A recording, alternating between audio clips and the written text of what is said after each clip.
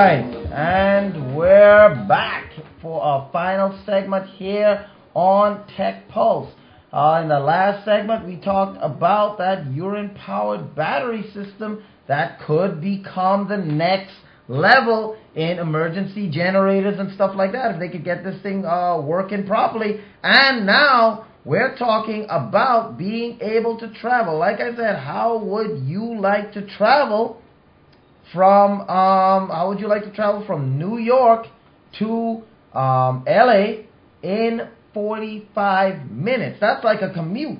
You know, how would you like to travel that fast? Now, according to CNN Tech, a pneumatic tube from New York to LA could be constructed as a new mode of transportation. That's right. We're going to talk about this, and this definitely, let me just give you a little bit of information on this story first, and then we'll talk about it, because this definitely, just like that urine battery, you know, who might sound weird and stuff like that, but just like that urine battery, if they get that thing working in a commercial sense, definitely apartments, homes, all of these things. Imagine having that thing buried in your yard and right next to the septic tank, or maybe not buried, but right above in the back or something, but it's connected to your septic tank so that it can get power, use the urine to generate electricity with that microbial fuel cell, and you can use that to power sensor devices like a TV,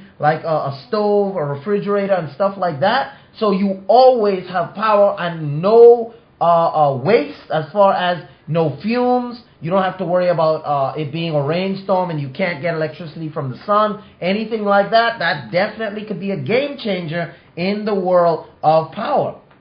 According to Elon Musk, he thinks he can get you from New York to LA in 45 minutes using his new transportation system. Now, the serial entrepreneur envisions a future where mag-level trans in enormous pneumatic tubes whisk us from Los Angeles to New York in 45 minutes. Need to be in Beijing by tomorrow? No problem. It will only be 2 hours away. As crazy as it sounds, Musk is merely updating an idea that has been around since the early 1900s, and at least one company is working on a functional prototype. But according to Wired sources, his involvement won't be nearly as hands-on as Musk's other endeavors at Tesla Motors and SpaceX. The engineering behind the Hyperloop, which is what they're calling it, is similar to the old-school pneumatic tube system used by banks to suck your deposits from the teller through the drive-through into the bank. You know those tubes that they use, you put it in, you press the button, and it sucks the tube into the bank? That's the same type of technology, but naturally, it's going to be a little more complicated than just that. Now, a massive vacuum tube mounted either above ground or even underwater would be combined with a magnetic levitation system, and some trains in Tokyo are already using magnetic rails to transport their trains. So this isn't technology that isn't out there already. It's already out there. A massive vacuum tube mounted either above ground or underwater would be combined with a magnetic levitation system used on conventional bullet trains. That means no friction, no wind resistance, no chance of collision, anything like that, and insanely high speeds. Musk described that the Hyperloop as a cross between a Concorde and a railgun and an air hockey table. At All Things D11 conference earlier this year, he was talking about this Hyperloop. And in an interview with Pando Daily, Musk said that the Hyperloop could form the fifth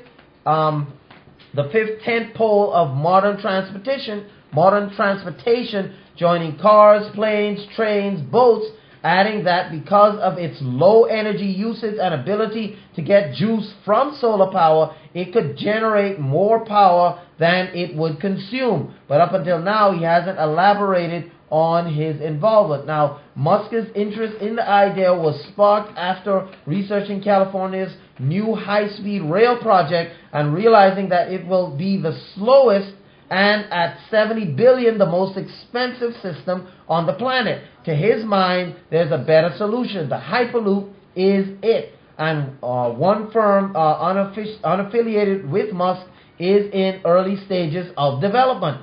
ET3, a company based in Longmont, Colorado, is working on an evacuated tube transport system, which it describes as space travel on Earth. It uses two tubes, one for either direction, with 400-pound passenger car-sized capsules that would house 6 people, each accelerated by linear electric motors, according to ET3.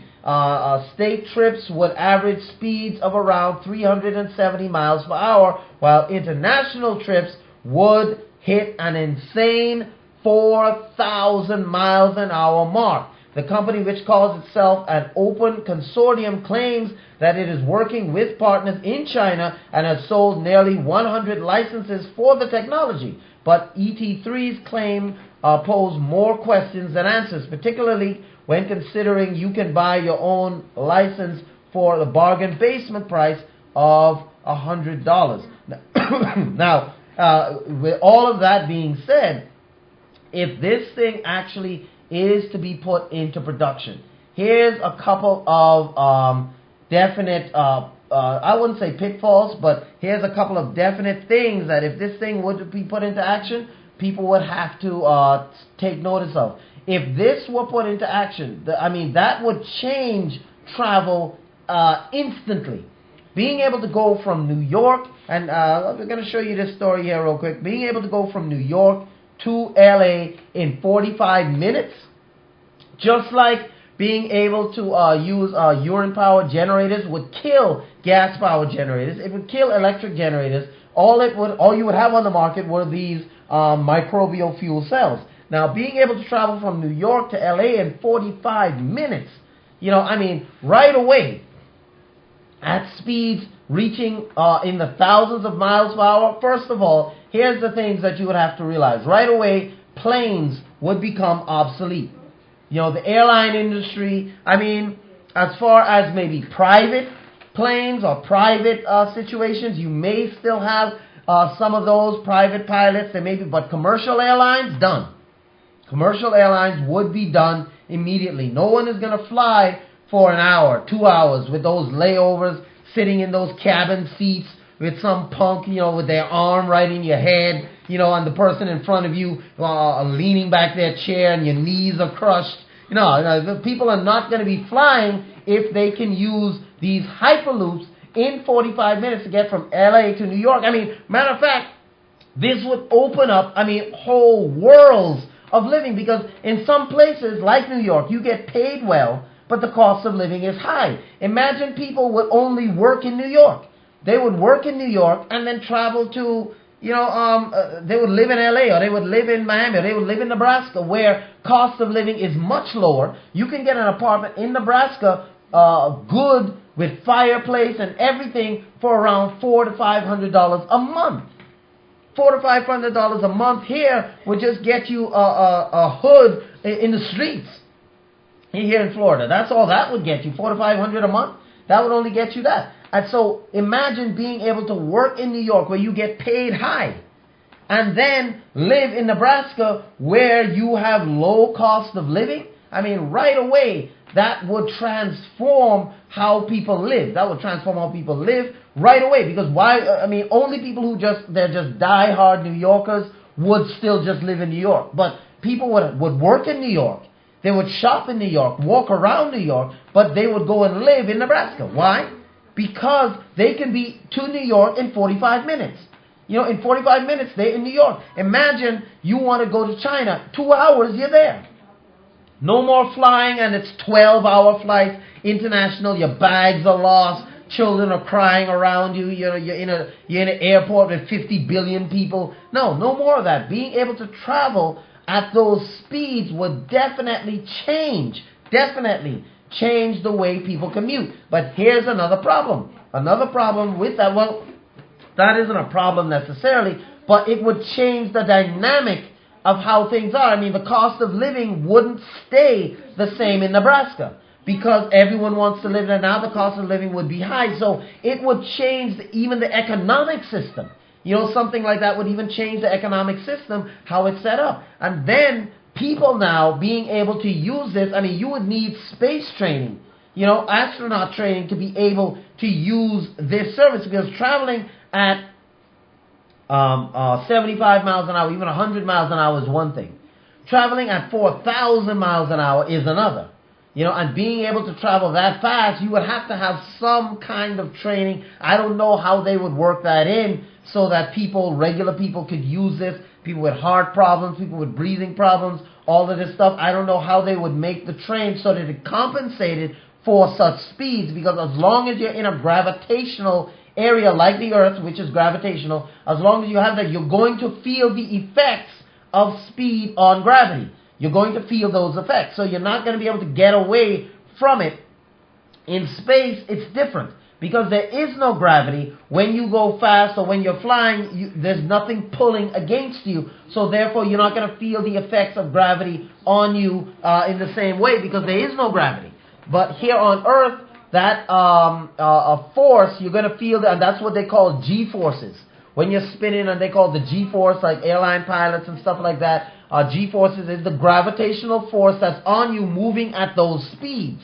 You see, so I don't know how they plan to work that out, but just the idea of it, being able to travel at such insane speeds to where I could be in New York in 45 minutes from LA, or be in Florida in 30 minutes. I mean, you would be able to live wherever you wanted to in the U.S. and work wherever you wanted to with those kinds of speeds. So if this thing actually comes to light, definitely the U.S. economy, the way things work, the way things are around here, definitely would have to change, because you just wouldn't be able to have such an advance in technology. You wouldn't be able to have such an advance in technology without that type of advance, without it changing the entire ecosystem of the U.S. Being able to live in Paris but work in the United States would now become feasible. You wouldn't have to just work in Paris. You could work wherever you wanted in the world and just have a commute like a normal commute to work.